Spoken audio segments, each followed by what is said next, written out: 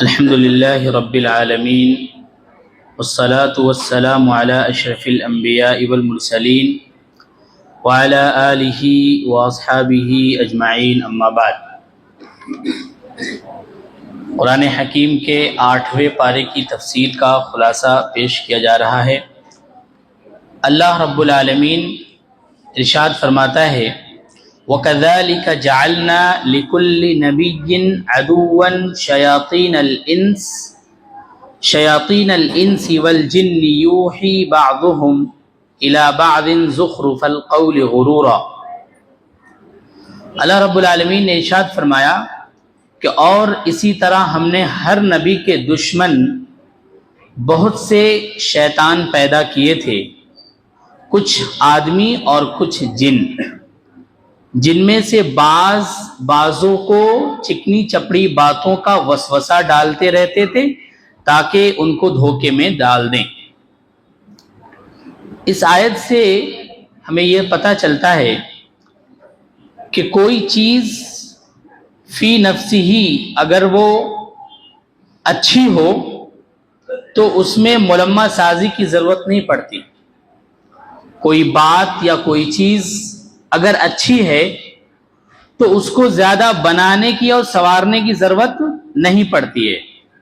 اگر کوئی شخص اپنے کسی بات کو بہت زیادہ ملمہ سازی کر رہا ہے یا اپنی گفتگو میں بہت زیادہ اس کو خوشنما بنا رہا ہے یا اپنی بات کو بہت زیادہ مزین کر کے لوگوں کے سامنے پیش کر رہا ہے تو اس کا مطلب یہ ہے کہ کچھ تو ہے جس کی پردہ داری ہے، کچھ تو ایسی چیز ہے جس کو یہ شخص چھپا رہا ہے اور اپنی باتوں کو بنا سنوار کر پیش کر رہا ہے۔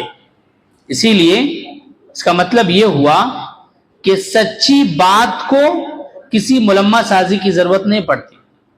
اگر سچی بات ہے، اچھی بات ہے تو اس کو مزین کرنے کی ضرورت نہیں پڑتی، بلکہ سچی بات تو بالکل سیدھی سادی بات ہوتی ہے۔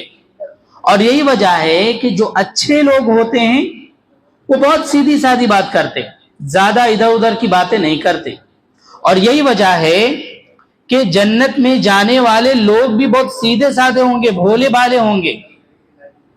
تو جو لوگ اپنی باتوں کو چکنی چپڑی بنا کر کے لوگوں کے سامنے پیش کرتے ہیں، طرح طرح کی دلائل دے کر کے پیش کرتے ہیں، تو سمجھ لیجئے کہ کچھ نہ کچھ معاملہ ہے ان کا۔ سیدھی سادی بات اچھی بات ہوتی ہے۔ اس میں یہ بتایا گیا ہے، اللہ رب العالمین نے کہا شیاطین الانس والجن، شیاطین انس اور شیاطین جن کی بات آئی ہے یہاں پہ۔ اللہ رب العالمین نے شیاطین انس کو پہلے لایا اور شیاطین جن کو بعد میں لایا۔ اس سے یہ پتہ چلتا ہے کہ شیاطین انس جو ہیں، انسانوں میں جو شیطان قسم کے لوگ ہیں وہ بہت زیادہ خطرناک ہیں، جن سے بھی زیادہ خطرناک ہیں۔ شیاطین انس یعنی انسانوں میں جو غلط لوگ ہیں، جو لوگوں کو بھٹکانے والے لوگ ہوتے ہیں، وہ بہت زیادہ خطرناک ہوتے ہیں بنسبت شیاطین جن کے۔ اس کی وجہ کیا ہے؟ اس کی وجہ یہ ہے کہ یہ جو شیاطین جن ہیں وہ سامنے سے وار نہیں کرتا، وہ چھپ کر کے رہتا ہے، وہ پردے کے پیچھے آپ کو بھٹکاتا ہے۔ لیکن شیاطین انس جو ہے، انسانوں کے جو شیطان ہیں، جو شیطان صفت لوگ ہیں، وہ سامنے سے آ کر کے لوگوں کو وسوسہ ڈالتے ہیں، سامنے سے آ کر کے لوگوں کو بھٹکاتے ہیں اور سامنے سے آ کر کے چکنی چپڑی باتیں کر کے ان کو بہکا کر کے صحیح راستے سے ہٹا کر لے کر چلے جاتے ہیں۔ تو شیاطین انس یہ زیادہ خطرناک ہیں شیاطین جن سے۔ تو گویا کہ ہمیں ہر اعتبار سے، چاہے وہ شیاطین انس ہو یا شیاطین جن، دونوں سے ہمیں ہوشیار رہنا ہے کہ کہیں ایسا نہ ہو کہ وہ ہمیں بھٹکا دے صحیح راستے سے۔ اس کے بعد اللہ رب العالمین آگے ارشاد فرماتا ہے فَكُلُوا مِمَّا ذُكِرَ اسْمُ اللَّهِ عَلَيْهِ إِن كُنتُمْ بِآيَاتِهِ مُؤْمِنِينَ، آیت نمبر 118 ہے۔ اللہ رب العالمین نے کہا کہ اگر تم مومن ہو تو تم اپنے جانور کو ذبح کرو اللہ کا نام لے کر، اور اس کو کھاؤ بھی اللہ کا نام لے کر۔ تو یہاں پر بہت سارے لوگ اعتراض پیش کرتے ہیں کہ جب جانور آلریڈی حلال ہے تو اس پر بسم اللہ پڑھنے کی، اللہ کا نام لینے کی کیا ضرورت ہے؟ تو اس میں اصل یہ نہیں ہے کہ حلال جانور ہے یا حرام جانور ہے، اصل یہ ہے کہ اللہ رب العالمین کا حکم کیا ہے۔ اللہ رب العالمین کا حکم یہ ہے کہ جب بھی تم جانور کو ذبح کرو تو اس پر اللہ کا نام لو اور اللہ کا نام لے کر کے کھاؤ، یہ اصل چیز ہے۔ اس کے بعد اللہ رب العالمین قرآن حکیم کے 3 صفت کو بیان کر رہا ہے۔ وَتَمَّتْ كَلِمَةُ رَبِّكَ صِدْقًا وَعَدْلًا لَا مُبَدِّلَ لِكَلِمَاتِهِ۔ صدق کہتے ہیں اللہ رب العالمین نے قرآن مجید میں جو بھی قصے بیان کیے ہیں، جو بھی خبریں اللہ رب العالمین نے دی ہیں، جتنے اخبار انبیاء کے اللہ رب العالمین نے ذکر کیے ہیں، وہ تمام کے تمام اخبار، وہ تمام کے تمام قصے یہ سچ پر مبنی ہیں، اس میں کسی بھی چیز کی گنجائش نہیں ہے۔ قرآن حکیم یہ صدق پر مبنی ہے۔ وعدلا، یعنی جو کچھ اللہ رب العالمین نے اس میں احکام بیان کیے ہیں وہ سب کے سب عدل پر مبنی ہیں، سب کے سب اعتدال پر مبنی ہیں۔ اس میں یہ نہیں کہا جا سکتا کہ قرآن حکیم کا کہ کسی حکم میں افراط ہے، تفریط ہے، ایسا نہیں کہہ سکتے، اعتدال ہے اس میں، اور اس کے حکم کو ہر انسان اس پر عمل کر سکتا ہے۔ اس طرح قرآن حکیم صدق پر مبنی ہے اور اسی طریقے سے اعتدال کا بھی حکم دیتا ہے۔ لا مبدل لکلماتی، اس کے ایک بھی کلمات کو کوئی بدل نہیں سکتا۔ جب سے قرآن نازل ہوا اس وقت سے لے کر آج تک خود اللہ رب العالمین نے قرآن مجید میں چیلنج دے دیا ہے کہ کیا تم ایک حرف کو بھی تبدیل کر سکتے ہو تو کر کے لا کے دکھاؤ۔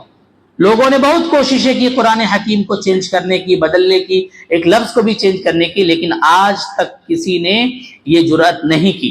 لا مبدل لکلماتی، یہ قرآن کریم یہ وہ کتاب ہے جس کے ایک حرف کو بھی بدلا نہیں جا سکتا۔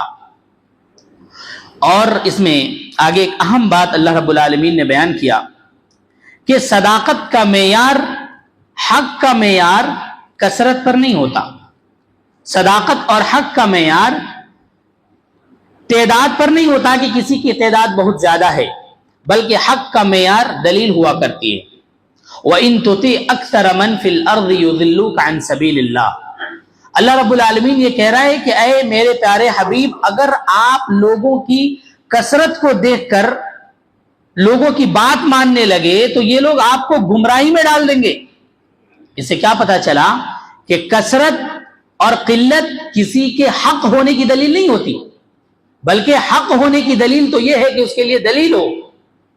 تو کوئی کسی قوم کی تعداد اگر بہت زیادہ ہے تو وہ قوم حق پر ہے، ایسا بالکل بھی نہیں کہا جا سکتا۔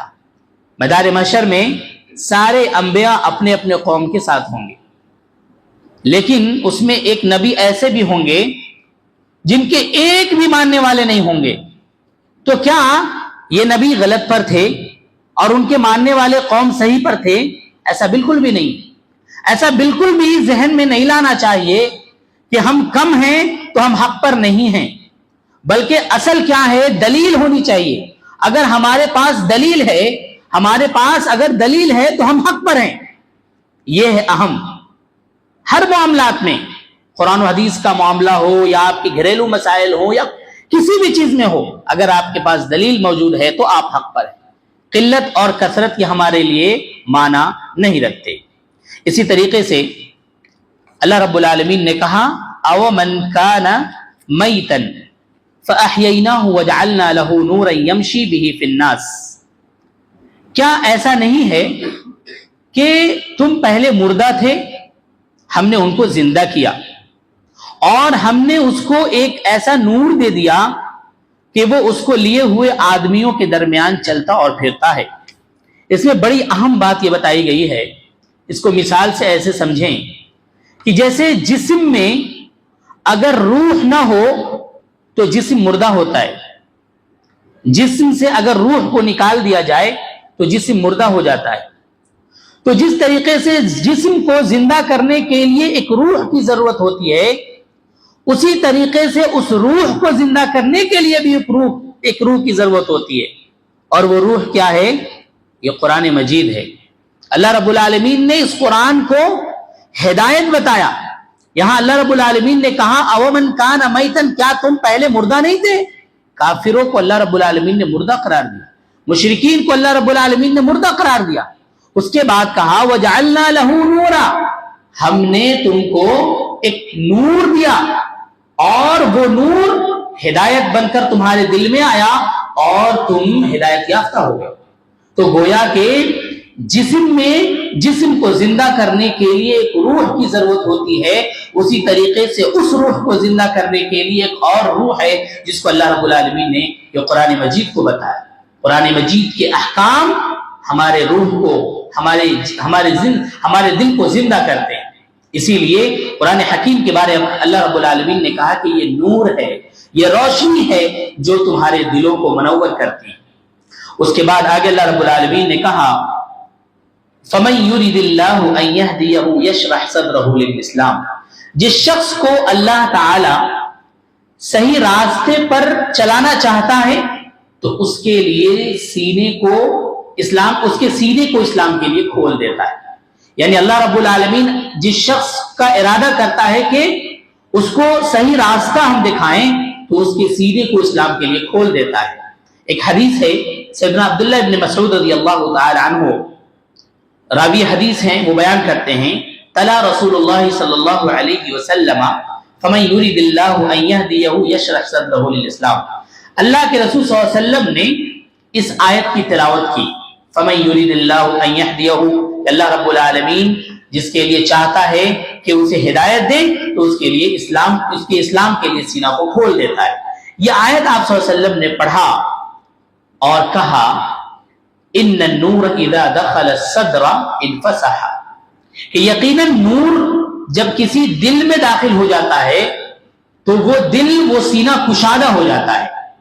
آپ صلی اللہ علیہ وسلم کی یہ بات صحابہ کرام نے سنا تو صحابہ کرام نے کہا ہے اللہ کے رسول صلی اللہ علیہ وسلم هل لتلك من علم يعرف به، کیا کوئی ایسی نشانی ہے جسے دیکھ کر ہم یہ پتہ لگا لیں کہ اس کا سینہ کشادہ ہو گیا ہے؟ ہم کیسے یہ چیز پتہ کر سکیں کہ اس کے سینے میں اسلام داخل ہو گیا ہے؟ تو اللہ کے رسول صلی اللہ علیہ وسلم نے کہا التجافی من دار الغرور، ہم ایسے پتہ کریں گے کہ کسی کا سینہ اسلام کے لیے کھل گیا ہے، ایسے پتہ کریں گے کہ جب اگر کسی شخص کا دل دار غرور سے ہٹنے لگے، یعنی اس دنیاوی زندگی سے ہٹنے لگے، والانابۃ الی دار الخلود، اور آخرت کی طرف اس کا دل مائل ہونے لگے، تو سمجھ لیجئے کہ اللہ رب العالمین نے اس کا سینہ چوڑا کر دیا ہے، اس کے سینے میں اسلام کو داخل کر دیا ہے۔ یہ بہت بڑی بات ہے۔ یعنی ایک شخص کا دل کیسے پتہ کریں کہ اسلام کے لیے اللہ رب العالمین نے اس کا دل کھول دیا ہے؟ جب اس کا دل اس دنیاوی زندگی سے ہٹنے لگے اور آخرت کی زندگی کی طرف مائل ہونے لگے تو سمجھ لیجئے کہ اس کا دل اسلام کے لیے کھل چکا ہے۔ فَمَن يُرِدِ اللَّهُ أَن يَهْدِيَهُ يَشْرَحْ صَدْرَهُ لِلْإِسْلَامِ، اللہ رب العالمین جس کے لیے چاہتا ہے کہ اسے ہدایت دے تو اس کے لیے اللہ رب العالمین سینے کو کھول دیتا ہے۔ اسی لیے ہمیں خاص طور سے قرآن حکیم کے کئی جگہوں پہ اللہ رب العالمین نے اس قرآن کے بارے میں کہا کہ یہ قرآن دراصل ہدایت ہے، یہ قرآن نور ہے، یہ قرآن متقیوں کے لیے ہے اور تمام عالمین کے لیے ہے۔ جو شخص بھی چاہے اس قرآن کے ذریعے سے ہدایت پا سکتا ہے اور اپنے آپ کو جنت کا حقدار بنا سکتا ہے۔ اس لیے قرآن بہت اہم کتاب ہے، اس کے تمام احکام اور اسی طریقے سے اس کے تمام اخبار اور جتنی بھی چیزیں اللہ رب العالمین نے بیان کی ہے اس میں کسی بھی چیز کی کوئی گنجائش نہیں ہے، کوئی بھی اس کو تبدیل نہیں کر سکتا۔ یہ پورا قرآن سچا ہے۔ اس سچے قرآن کے اوپر اگر انسان عمل کرنے لگے تو اس کی دل کی کیفیت بدل جاتی ہے اور ایک منظم زندگی گزارنے لگتا ہے۔ اللہ رب العالمین سے دعا ہے اللہ رب العالمین ہم تمام لوگوں کو نیک بنائے، قرآن اور حدیث کے مطابق زندگی گزارنے والا بنائے، آمین۔ وما توفیق الا باللہ۔